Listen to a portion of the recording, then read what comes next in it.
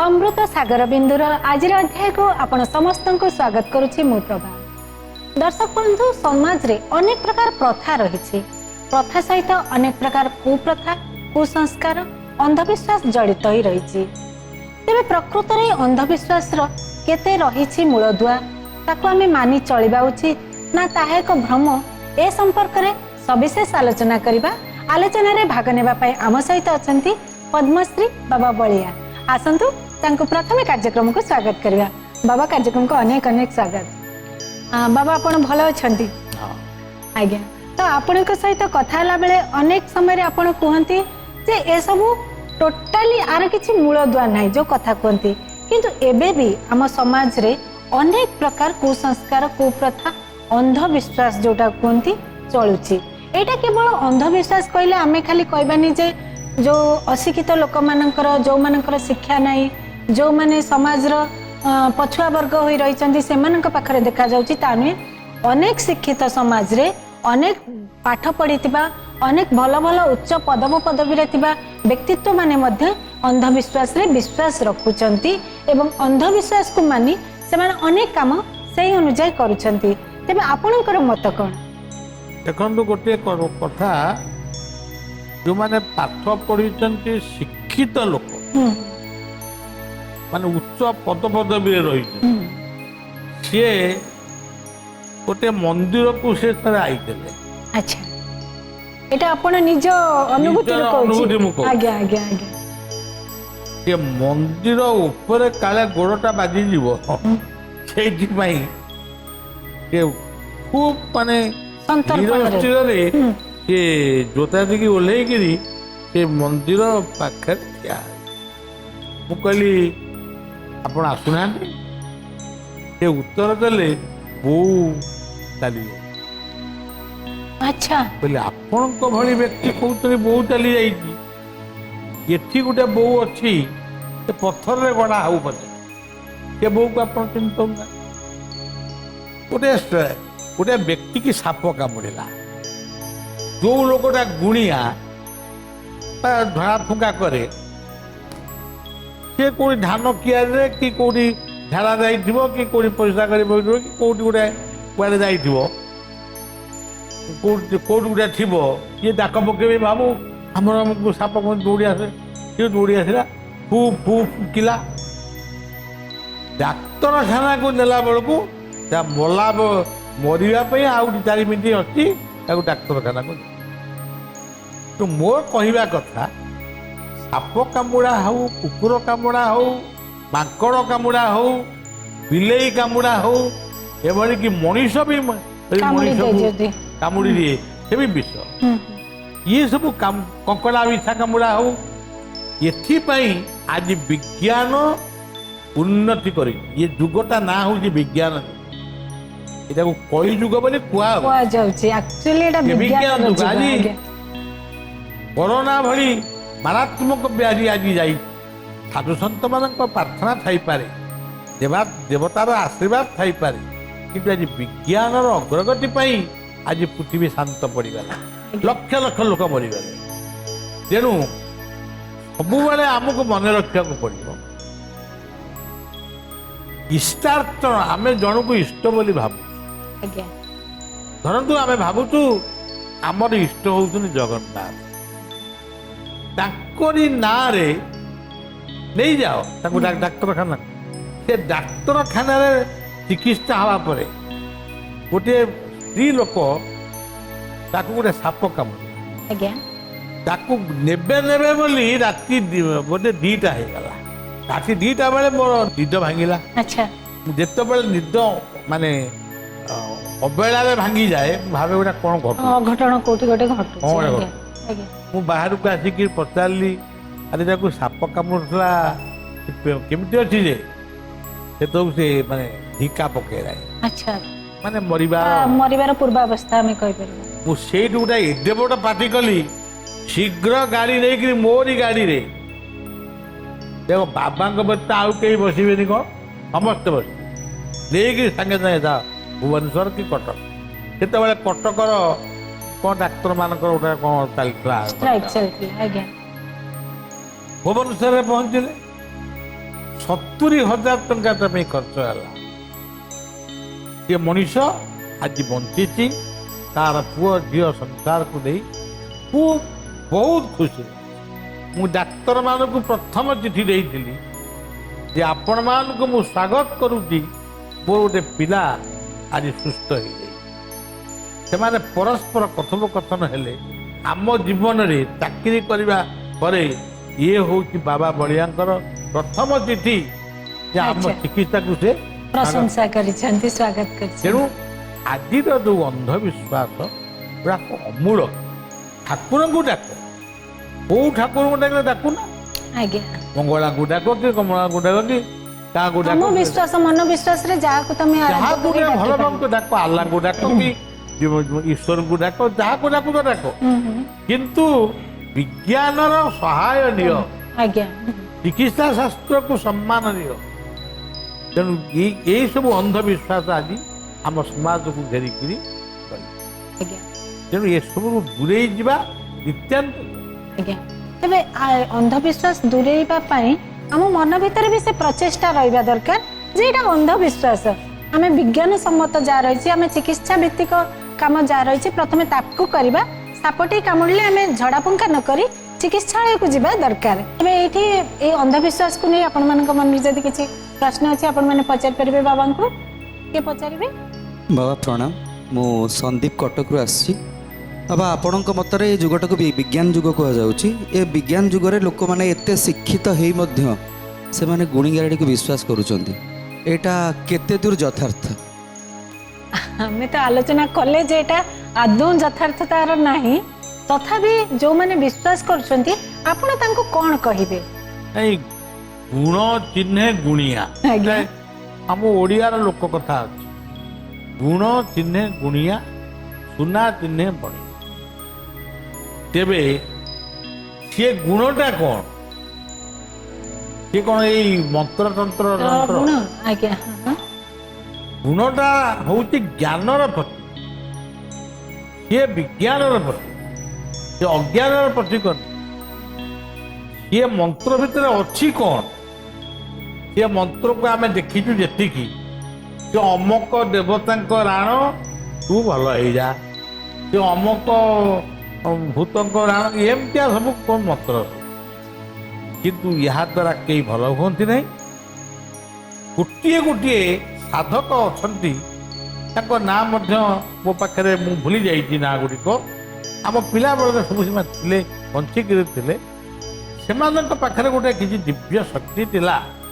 ସେମାନେ ମଧ୍ୟ ସାପ କାମୁଡ଼ା, ଅମୁକ କାମୁଡ଼ା, ସେମାନଙ୍କୁ ବି ସେ ସୁସ୍ଥ କରିଦିଏ। ମାନେ ତା ସହିତ ସେମାନେ ଆୟୁର୍ବେଦ ଶାସ୍ତ୍ରର ବି ପ୍ରୟୋଗ କରୁଥିଲେ।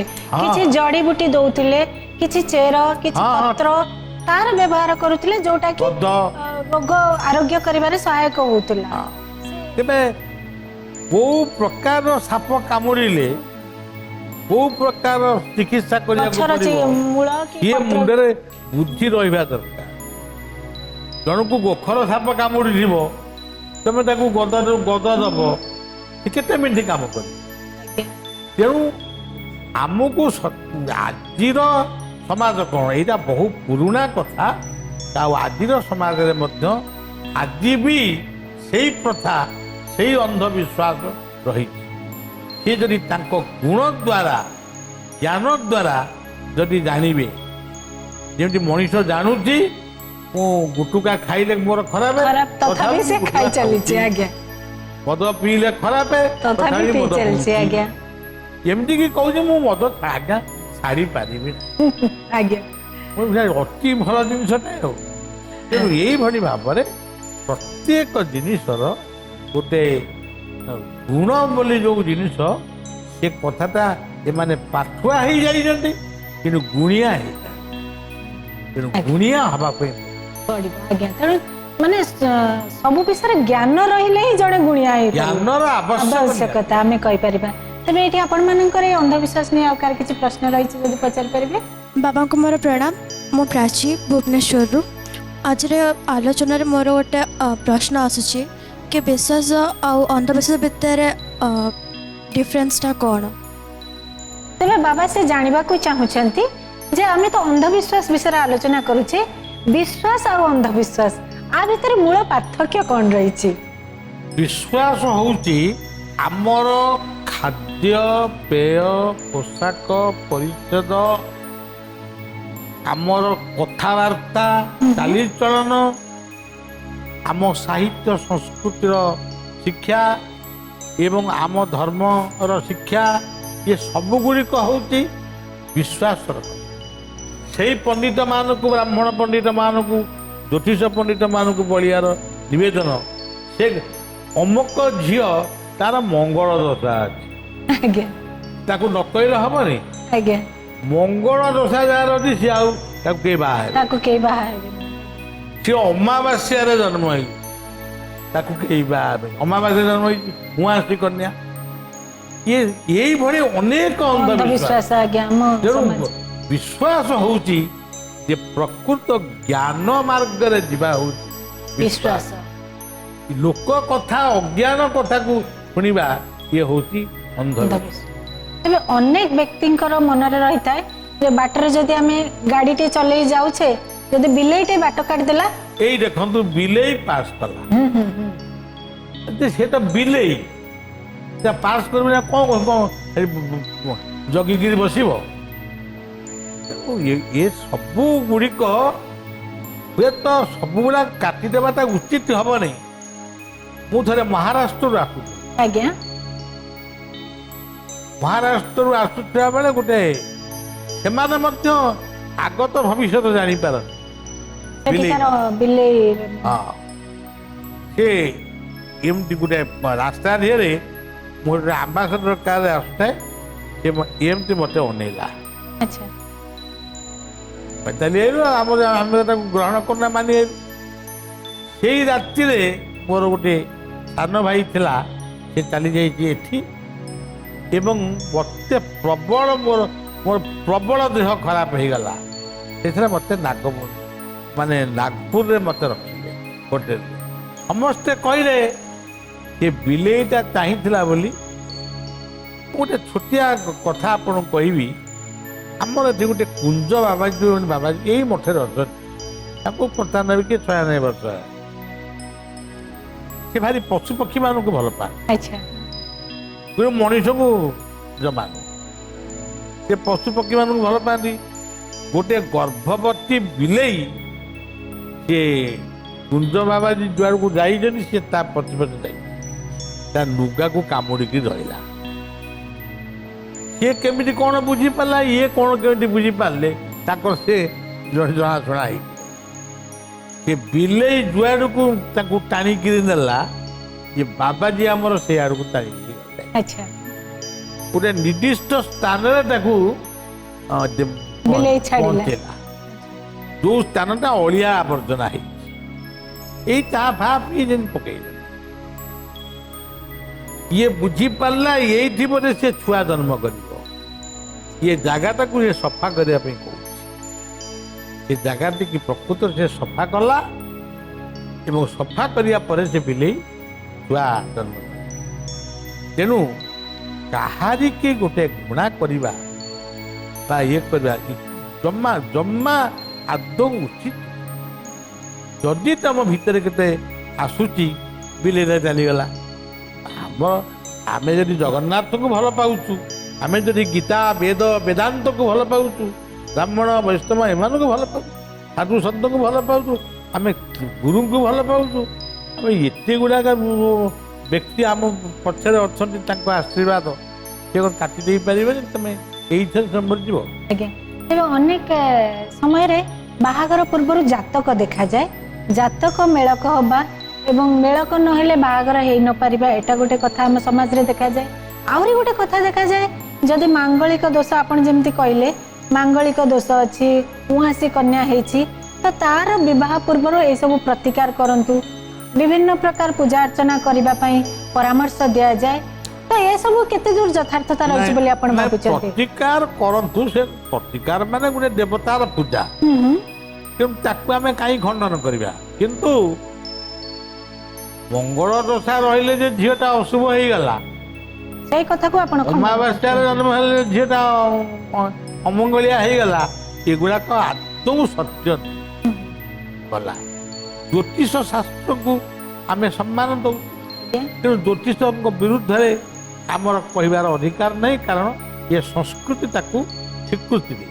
ଆଜ୍ଞା କିନ୍ତୁ ମୋର କହିବାର କଥା, ଯେ ତ ଏ ଉପରେ ଆପଣମାନଙ୍କୁ ପ୍ରଶ୍ନ ଆସିପାରେ ଯେ ଯେଉଁ ପିଲାଟା ଜନ୍ମ ହେଲା ସିଏ ଗୋଟେ ଜ୍ୟୋତିଷ ତୈରି କଲେ ଜାତକ, କିନ୍ତୁ ଯେଉଁଟା ସିଜରିଂ ହେଇକି ଛୁଆଟା ଜନ୍ମ ହେଲା ଆଜ୍ଞା ତାର ହେଇନେଇ, ସମୟ ଜନ୍ମ ହବାର ଜନ୍ମ ସମୟ ହବାର ହେଇନି, ଆଜ୍ଞା ମା ଯନ୍ତ୍ରଣା ପାଇନି, ତାକୁ କାଟିକିରି ଜନ୍ମ ହେଲା।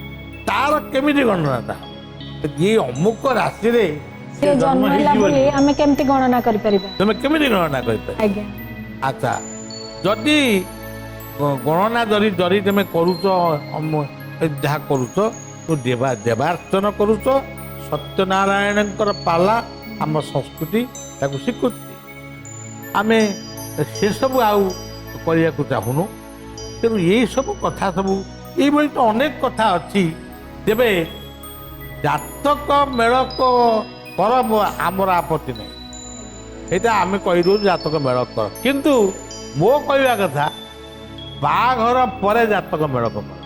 ବାହାଘର ପରେ ଜାତକ ମେଳ କରିବ, କରିକିରି ଜ୍ୟୋତିଷ ଯୋଉ କହିବେ ପ୍ରତିକାର ଯେ ଆର ଗୁଡିକ ମଙ୍ଗଳ ଦଶା ଅଛି କି ବୁଧ ଦଶା ଅଛି କି ଅମୁକ ମହାଦଶା ଅଛି, ତା ପ୍ରତିକାର ଅମୁକ କରିବା। କରିବା। ଆଜ୍ଞା ପ୍ରଥମେ କିନ୍ତୁ ବାହାଘର ପୂର୍ବରୁ ରକ୍ତ ମେଳକ ପରୀକ୍ଷା କର, କରିବା ନିହାତି ଜରୁରୀ। ରକ୍ତ ମେଳକ କର। ଆମ ଦର୍ଶକ ମାନଙ୍କର ଆଉ କାହାର କିଛି ପ୍ରଶ୍ନ ଯଦି ରହିଥିବ ସେମାନେ ପଚାରି ପାରିବେ। ବାବା ପ୍ରଣାମ, ମୁଁ ଆକାଶ ରାଉରକେଲାରୁ ଆସିଛି। ତେବେ ବାବାଙ୍କ ପାଇଁ ମୋର ପ୍ରଶ୍ନଟି ହେଲା, ଚିଙ୍କଲ ଦେବା, କାଳିସି ଲାଗିବା କିମ୍ବା ଝିଟିପିଟି ଉପରେ ପଡ଼ିଗଲେ ଗୁଣିଆ ପାଖକୁ ଯିବା, ଏହା ଠିକ୍ ନା ଭୁଲ? ଆମେ ଯୋଉ ଅନ୍ଧବିଶ୍ୱାସ କଥା ଆଲୋଚନା କରୁଛେ ତାର ଇଏ ଆଉ ଗୋଟେ ଦିଗ। କାଳିସି ଲାଗିବା, ଛୁଆମାନଙ୍କୁ ଚେଙ୍କ ଦେବା, ମାନେ ରୋଗ ଭଲ ହେବା ପାଇଁ ବିଭିନ୍ନ ପ୍ରକାର ଯେଉଁଭଳି ଭାବରେ ନୃଶଂସ ଉପାୟ ଅବଲମ୍ବନ କରାଯାଉଛି, ଆମେ ବି ସୋସିଆଲ ମିଡ଼ିଆରେ ଆଜିକାଲି ଦେଖିବାକୁ ପାଉଛୁ ଯେ ମାନେ ଭଲ କରିଦେବାର ଆଶା ଦେଇ ଲୋକମାନଙ୍କୁ କିଭଳି ଭାବରେ ନୃଶଂସ ବ୍ୟବହାର କରାଯାଉଛି।